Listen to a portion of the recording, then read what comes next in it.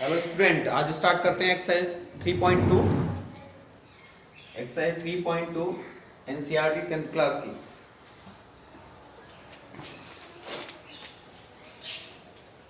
हमारे पास दो linear equation है, a1x plus b1y plus c1 equal to 0 and a2x plus b2y plus c2 equal to 0। तो यहाँ पे हमें कुछ इसमें से रिजल्ट निकालते हैं। दो इक्वेशन को जब हम सॉल्व करते हैं तो उन रिजल्ट के बारे में मैं बता देता हूँ आपको। एक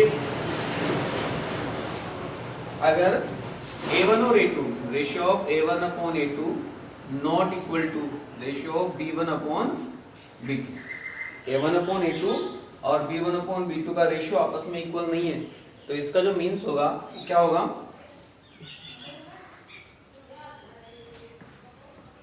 जो रेखाएं होंगी यानी जो ये लीनियर इक्वेशन है इनसे जो रिप्रेजेंट होगी रेखाएं, जो लाइन खींचेगी वो आपस में कैसी होगी, प्रतिच्छेदी रेखाएं होगी। कैसी होगी? प्रतिच्छेदी रेखा यानी इंटरसेक्ट लाइन, पहली चीज। दूसरा जो रिजल्ट यहां से निकलेगा, ये पहला रिजल्ट कि अगर रेखाएं आपस में प्रतिच्छेद कर रही हैं, आपस में इंटरसेक्ट कर रही हैं एक दूसरे को, ऐसे इंटरसेक्ट कर रही हैं एक पॉइंट पे, किसी पॉइंट में, तो जब रेखाएं इंटरसेक्ट करेंगी तो वहां पे जो सॉल्यूशन होगा, जो हल होगा क्वेश्चन का, वो अद्वितीय होगा यानी यूनिक सॉल्यूशन होगा। ठीक है, हल कैसा होगा? हल अद्वितीय होगा यानी यूनिक सॉल्यूशन, यानी केवल एक हल, ओनली वन सॉल्यूशन। क्या कह सकते हैं हम? केवल एक हल, ओनली वन सॉल्यूशन। तो ऐसी कंडीशन में क्या निकल के आएगा कि अगर a1 upon a2 not equal to b1 upon b2, तो ऐसी दो रेखाएं वो क्या करेंगी, आपस में प्रतिच्छेद करेंगी और उनका हल क्या होगा? अद्वितीय यानी यूनिक होगा। ठीक है, एग्जैक्टली वन सॉल्यूशन होगा उनका। दूसरी condition, if a1 upon a2 equal to b1 upon b2 not equal to c1 upon c2, मतलब क्या कि शुरू के रेशियो तो इक्वल हो लेकिन c1 upon c2 का रेशियो इनके इक्वल ना हो, तो ऐसी कंडीशन में जो कंडीशन बनेगी, पहला पॉइंट क्या बनेगा कि जो लाइंस होगी वो आपस में क्या होगी? समांतर, पैरेलल लाइन होगी। ठीक है, क्या होगी? लाइन आपस में पैरेलल होगी, तो ये होगी समांतर रेखाएं। समांतर ग्राफ कैसा बनेगा इनका? समांतर रेखाओं का ग्राफ बनेगा। दो रेखाएं होंगी वो आपस में पैरेलल होंगी यानी पैरेलल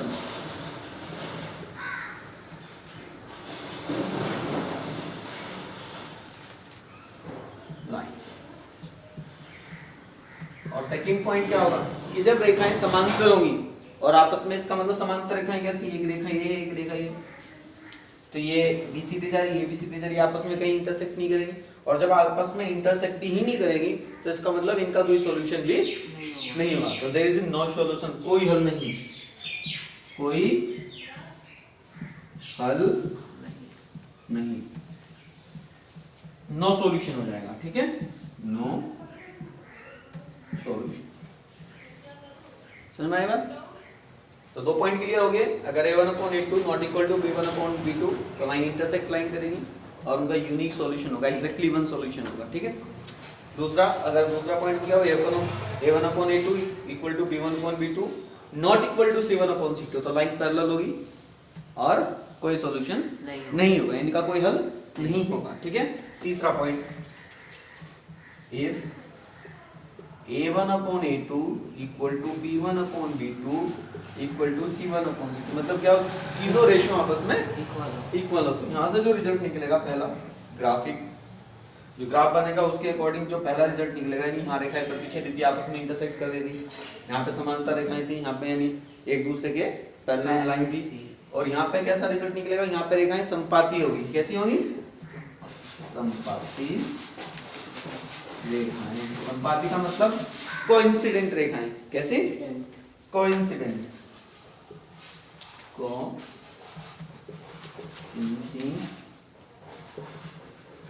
कॉन्सिडेंट लाइन। और यहाँ से जो रिजल्ट निकलेगा, यानी यहाँ पर अद्वितीय हल है, यहाँ पे कोई हल नहीं, तो यहाँ पे हो जाएगा अनेक हल। क्या हो जाएगा? Infinity solution. हाँ, इन्फिनिटी मैनी सॉल्यूशन, अनेक हल, इनफाइनिटी मैनी सॉल्यूशन। कॉन्सिडेंट लाइन का मतलब कि एक लाइन थी पहले, वो ऐसे नहीं जा रही है, और एक दूसरी लाइन आई, वो भी इसी के ऊपर से होकर निकल गई। तो ऐसी दो लाइन को क्या कहेंगे? कोइंसिडेंट, एक ही जगह से होकर जाने वाली लाइन। ठीक है, तो 3 पॉइंट क्लियर हो गए। तो इस जो एक्सरसाइज हम पढ़ेंगे उसमें हमें बहुत सारे क्वेश्चन ऐसे पूछे जाएंगे कि लाइनों की जो नेचर है वो कैसा है। लाइन प्रतिच्छेदी है, इंटरसेक्ट कर रही है, पैरेलल है या कोइंसिडेंट है। या पूछा जाएगा हमसे कि जो लाइन है, जो इक्वेशंस दी गई हैं उनका हल कैसा है, अद्वितीय है, यानी एक हल है, एग्जैक्ट वन सॉल्यूशन है, या कोई हल नहीं है, कोई सॉल्यूशन नहीं है, या फिर इनफाइनाइट मैनी सॉल्यूशन। ठीक है, समझ में आ गया?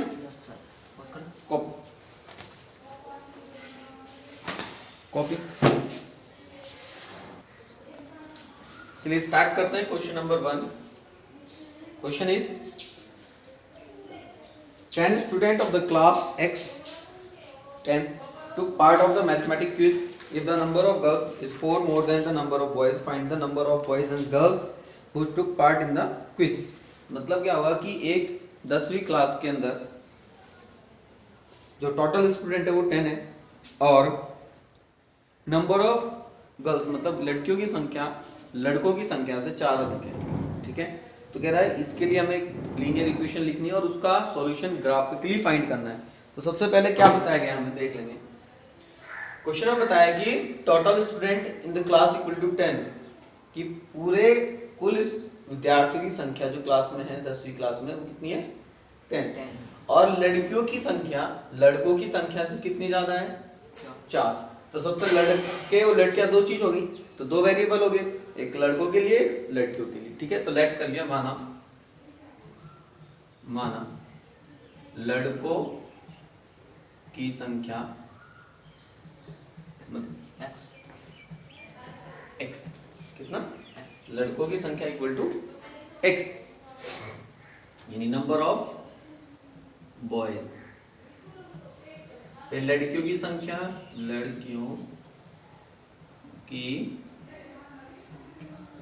Equal to y, number of girls. ठीक है, तो हमने लड़कों की संख्या कितनी मान ली है x, लड़कियों की संख्या कितनी होगी y। तो पहला जो था total student of the class कितने हैं? कुल विद्यार्थियों की संख्या, कुल विद्यार्थियों की संख्या इक्वल टू कितनी है? 10, मतलब total student of class equal to 10 हो गया। इसका मतलब कि लड़के और लड़कियां कितना हो गया? 10। That means x plus y equal to 10, equation number 1। Second condition में क्या गया? गर्ल्स, वो जो लड़कियों की संख्या वो कितनी ज्यादा है? 4 ज्यादा। अकॉर्डिंग टू क्वेश्चन लड़कियों की संख्या क्या है? y है, कितनी है? y। तो y जो है वो इक्वल होगा किसके? x मतलब लड़कों के, भाई y लड़के हैं, x लड़के हैं, तो y किसके इक्वल होगा? x के इक्वल। कब होगा? जब लड़कों में कितना ऐड करें हम? 4 ऐड कर दें। ठीक है, क्योंकि ये 4 ज्यादा है, तो इसका मतलब क्या हो गया? ये 4 कम ना हो गया। तो कम को ज्यादा करने के लिए क्या करेंगे?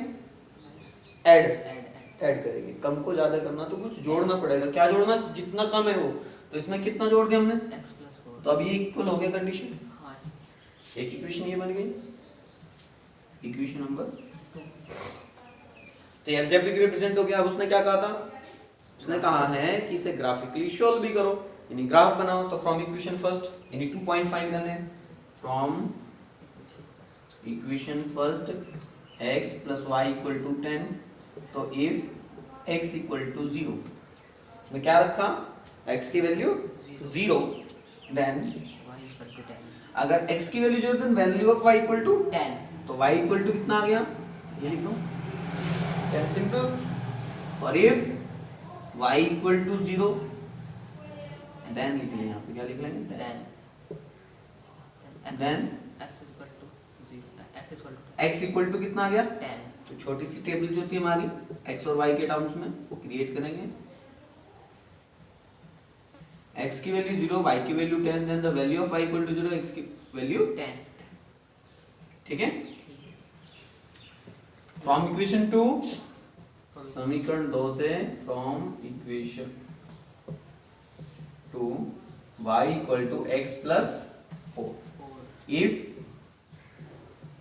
x equal to 0 then y equal to x equal to 0 y equal to only 4 और if y equal to 0 then 0 equal to x plus 4 और x equal to कितना आ जाएगा माइनस।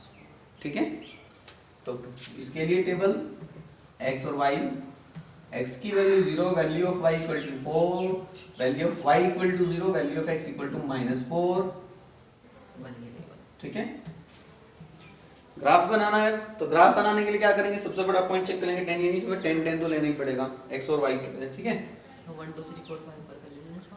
हाँ 1 2 3 4 5 0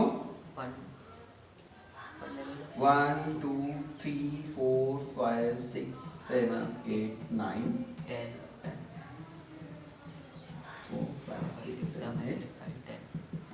now ये x इधर x डैश, ये y dash, इधर minus क्या हो गया -1 -2 -3 -4 इधर +1 2 3 4 5 6 7 8 9 10 1 2 3 4 5 6 7 8 9 10 9 -1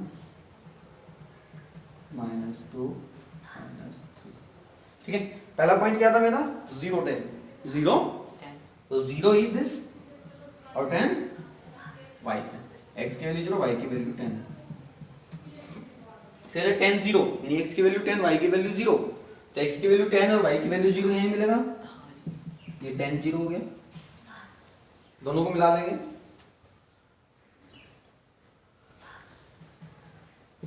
ये हो गया x plus y equal to 10। पहली लाइन जो ड्रॉ हो गई है, दूसरी लाइन क्या थी y equal to x plus 4, point क्या है 0 4 0 4, x की वैल्यू 0 y की वैल्यू 4 फिर है -4 0 -4 0 0, दोनों पॉइंट को मिलाते हुए लाइन ड्रॉ कर देंगे। एक सॉल्यूशन आओ बस। ठीक है, तो this is point answer of this two equations. ठीक है, तो अब ये आंसर क्या है देखिए, हम क्या करेंगे, इस पॉइंट से नीचे को भी परपेंडिकुलर ड्रॉ करेंगे और इधर को भी, तो ये परपेंडिकुलर देखो कहां जा रहा है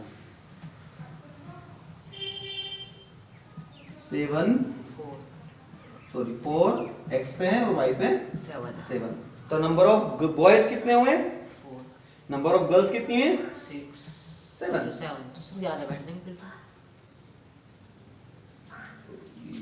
इधर होगा तो फिर 3 पे है, तो ठीक है 3 7, तो नंबर ऑफ बॉयज कितना आ गया 3, नंबर ऑफ गर्ल्स कितना आ गया 7,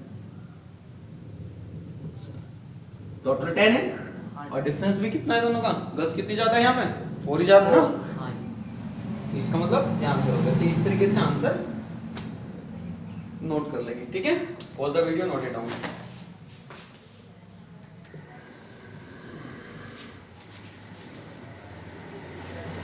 question number second, question number उनका सेकंड पार्ट अपने आप करेंगे, do yourself. Question number 2,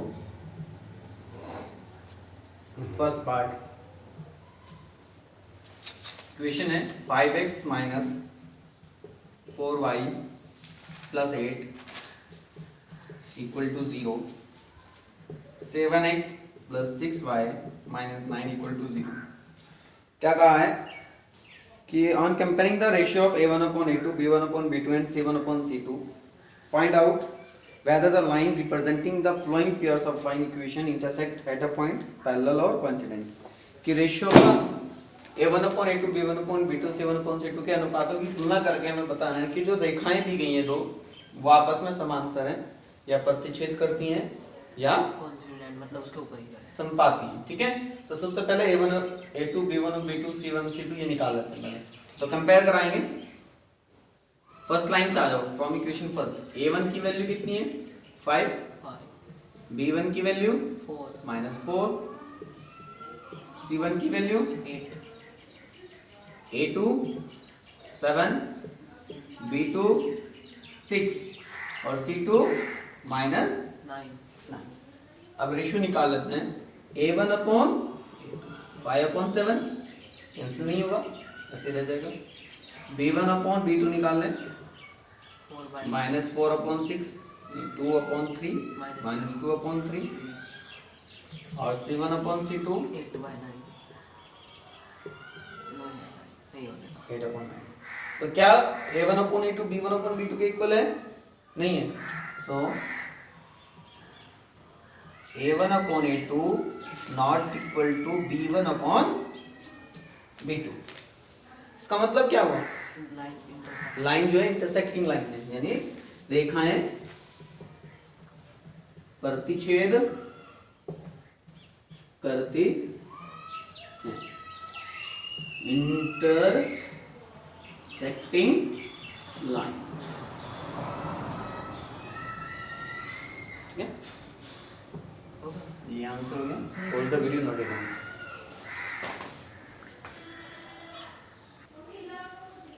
question number 3,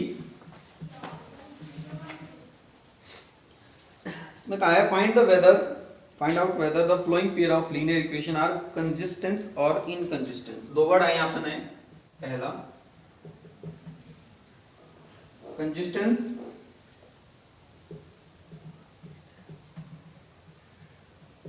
और दूसरा इनकंसिस्टेंस। कंसिस्टेंस का मतलब और इनकंसिस्टेंस का मतलब है संगत, और ये हो गया असंगत। मींस क्या होगा? जिन दो इक्वेशन के हल होंगे, ठीक है, वे कैसी दिखाई होंगी? Consistence.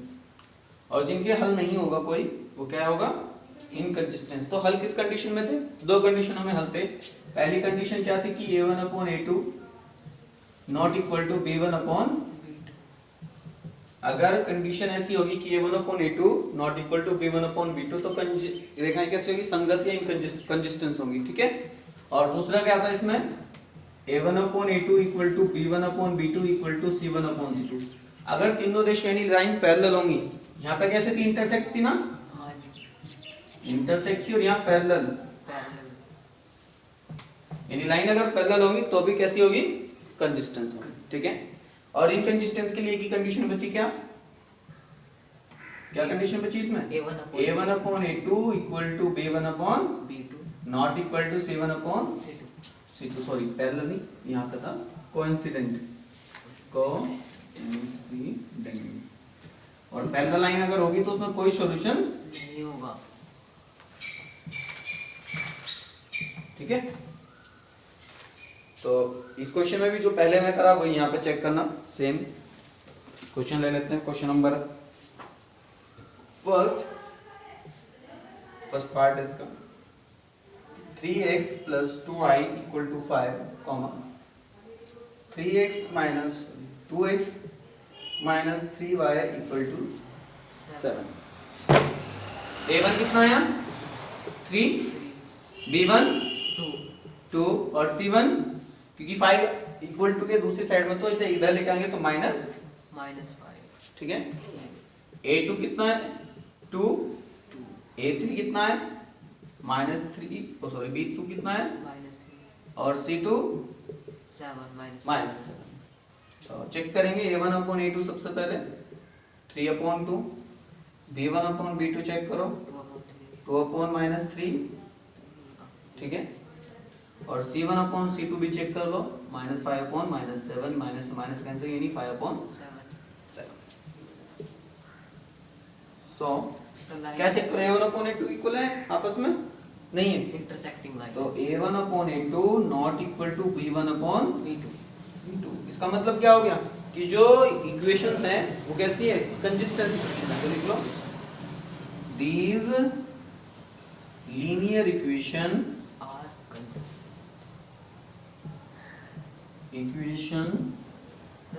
Are consistent equations consistent equation, ठीक है।